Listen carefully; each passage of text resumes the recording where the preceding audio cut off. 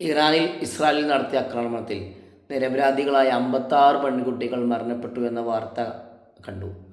അതിൻ്റെ താഴെയായിട്ട് ഒരുപാട് ആളുകൾ വിടരും മുമ്പേ ജിഹാദി പെൺകുട്ടികൾ കൊല്ലപ്പെട്ടു എന്ന് കമൻ്റ് ചെയ്തതായി കണ്ടു.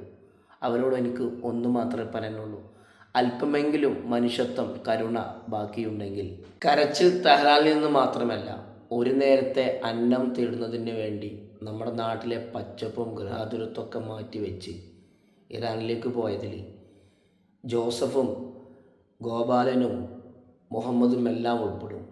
ആരുടെ മുമ്പിലും അവരുടെ കരച്ചിൽ വരാതിരിക്കാൻ വേണ്ടി പ്രത്യേകം നമുക്ക് പ്രാർത്ഥിക്കാം. ഒരു മൃതദേഹവും നമ്മുടെ നാട്ടിലേക്ക് വരാതിരിക്കട്ടെ, അതിനുവേണ്ടി പ്രാർത്ഥിക്കാം. പ്രാർത്ഥിച്ചില്ലെങ്കിലും അവിടെ മരണപ്പെട്ടു പോയ കുഞ്ഞുങ്ങളെ അവഹേളിക്കരുത്, അപമാനിക്കരുത്.